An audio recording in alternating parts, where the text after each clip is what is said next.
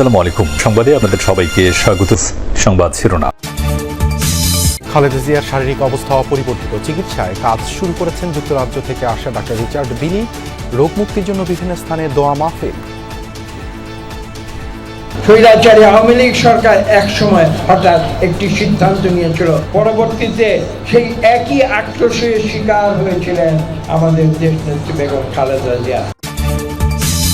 গর্ব করার মতো ঐতিহাসিক নির্বাচন হবে ফেব্রুয়ারিতে, বললেন প্রধান উপদেষ্টা। নিরাপত্তা ও দুর্যোগ মোকাবেলায় সশস্ত্র বাহিনীর প্রশংসা। In February, not only a historical landmark, also a peaceful and festive, make it a festive occasion for all voters. I'm proud to notice the progress of the armed forces. রংপুরে জামায়াত সহ ৮ দলের সমাবেশ, ভোটে কারচুপির চেষ্টা হলে দাঁত ভাঙা জবাবের হুঁশিয়ারি। রাজনৈতিক পরিস্থিতি বিবেচনায় নিয়েই তফসিল ঘোষণার আহ্বান এনসিপির। গুম নির্যাতনের মামলায় শেখ হাসিনা সহ ১৭ জনের বিরুদ্ধে অভিযোগ গঠনের রাষ্ট্রপক্ষের শুনানি শেষ। ১৪ ডিসেম্বর হবে আসামি পক্ষের। মন্ত্রণালয়কে না জানিয়ে ভোজ্য তেলের দাম ৯ টাকা বাড়িয়েছে ব্যবসায়ীরা। আইনি ব্যবস্থা নেওয়া হবে জানালেন বাণিজ্য উপদেষ্টা। বিএনপি চেয়ারপারসন বেগম খালেদা জিয়ার শারীরিক অবস্থা অপরিবর্তিত, তবে এখনও তাঁর অবস্থা শঙ্কামুক্ত নয়। সকালে খালেদা জিয়ার চিকিৎসা সহায়তায় এভারকেয়ার হাসপাতালে গেছেন যুক্তরাজ্যের বিশেষজ্ঞ চিকিৎসক ডাক্তার রিচার্ড বিলি। চীনের মূল চিকিৎসক দলটিরও আজ এসে পৌঁছানোর কথা। গত ২৩ নভেম্বর থেকে এভারকেয়ার হাসপাতালে চিকিৎসাধীন বিএনপি চেয়ারপারসন বেগম খালেদা জিয়া। অবস্থা গুরুতর হলে ২৭ নভেম্বর তাকে সিসিইউতে স্থানান্তর করা হয়। এরপর থেকেই দলের নেতাকর্মী সহ অনেকেই উদ্বিগ্ন হয়ে ভিড় করতে থাকেন হাসপাতালের গেটে। দোয়া করতেছি, জায়গা জায়গা মসজিদে করতেছি দোয়া, নিজের বাড়িতে করতেছি দোয়া। তো ওনারে খুব দরকার, ওনার সুস্থ দরকার। প্রত্যেকটা দল যাকে মানে আমাদের দেশনেত্রী বেগম খালেদা জিয়ার এখন আমরা চাই আরো দীর্ঘ সময় আমাদের মাঝে থাকুক এবং দেশকে নেতৃত্ব দেব। আমরা নেত্রী পাবো বা নেতা পাবো, কিন্তু এই নেত্রী আমরা পাবো না। আসলে কি বিকল্প বলতে কিছু থাকে? ম্যাডামের বিকল্প কি আসলে কাউকে পাওয়া যাবে? খালেদা জিয়ার চিকিৎসা সহায়তায় এরই মধ্যে কাজ শুরু করেছেন যুক্তরাজ্য থেকে আসা বিশেষজ্ঞ চিকিৎসক রিচার্ড বিলি। খালেদা জিয়ার স্বাস্থ্যের অবস্থা জানিয়ে সবাইকে ধৈর্য ধারণের আহ্বান জানান ব্যক্তিগত চিকিৎসক AZM জাহিদ হোসেন। তিনি জানান, তারেক রহমান লন্ডন থেকে সার্বক্ষণিকভাবে চিকিৎসার খোঁজ খবর রাখছেন এবং নির্দেশনা দিচ্ছেন। খালেদা জিয়ার শারীরিক অবস্থা অপরিবর্তিত থাকলে দ্রুতই দেশে ফিরে আসবেন তিনি। তিনি আরও জানান, বিএনপি চেয়ারপারসনকে বিদেশে নিয়ে চিকিৎসার বিষয়ে সিদ্ধান্ত জানাবে মেডিকেল বোর্ড। এজন্য যাবতীয় প্রস্তুতি নিয়ে রেখেছে বিএনপি। সরকার বিএনপি চেয়ারপারসনকে ভিভিআইপি ঘোষণার পর নিরাপত্তার দায়িত্বে রয়েছে SSF। খালেদা জিয়ার রোগ মুক্তি কামনায় আজও বিভিন্ন স্থানে আয়োজন করা হয় দোয়া ও মিলাদ মাহফিল। পাড়া মহল্লার এসব আয়োজনে বিএনপি ও অঙ্গ সংগঠনের নেতাকর্মী ছাড়াও যোগ দিয়েছেন সাধারণ মানুষও। আল্লাহর কাছে খালেদা জিয়াকে সুস্থ করে ফিরিয়ে দেওয়ার ফরিয়াদ রাজনীতিবিদ থেকে সাধারণ মানুষের মোনাজাতে। রাজধানীতে এমন কিছু আয়োজনে যোগ দিয়ে বিএনপি নেতারা বলেছেন, আওয়ামী লীগের প্রতিহিংসার শিকার খালেদা জিয়া, অথচ মানুষের এখন প্রার্থনাই প্রমাণ করে খালেদা জিয়ার রাজনীতি ছিল দেশ ও দশের। আগামী ফেব্রুয়ারির সংসদ নির্বাচন ঐতিহাসিক উৎসব মুখর করতে সশস্ত্র বাহিনী গুরুত্বপূর্ণ ভূমিকা রাখবে, এমন আশা প্রকাশ করেছেন প্রধান উপদেষ্টা ডক্টর মোহাম্মদ ইউনূস। তিনি বলেন, এই নির্বাচন জাতির কাছে ইতিহাস হয়ে থাকবে। সকালে ন্যাশনাল ডিফেন্স কোর্স ও আর্মড ফোর্সেস ওয়ার কোর্সের সমাপনী অনুষ্ঠানে এই কথা বলেন তিনি। অনুষ্ঠানে বেগম খালেদা জিয়ার জন্য দেশবাসীর কাছে দোয়া চেয়েছেন প্রধান উপদেষ্টা। ন্যাশনাল ডিফেন্স কোর্স এবং আর্মড ফোর্সেস ওয়ার কোর্স 2025-এর কোর্স সমাপনী অনুষ্ঠান defence services command and staff college কমপ্লেক্সের এই অনুষ্ঠানে যোগ দেন প্রধান উপদেষ্টা ডক্টর মোহাম্মদ ইউনূস। কোর্স সম্পন্নকারী অফিসারদের হাতে সনদ তুলে দেন তিনি।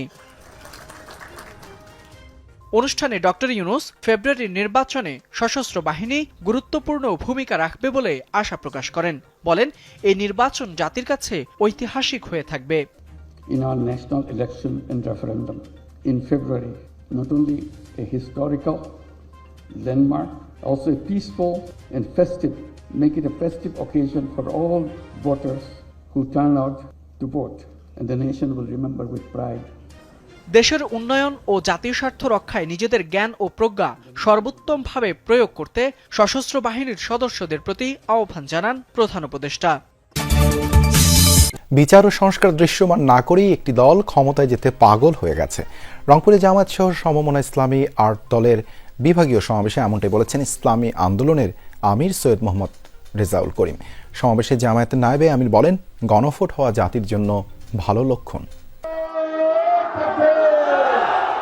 জাতীয় নির্বাচনের আগেই গণভোট সহ 5 দফা দাবিতে রংপুর কালেক্টরেট ঈদগাহ মাঠে জামায়াত সহ সমমনা ইসলামী 8 দলের বিভাগীয় সমাবেশ।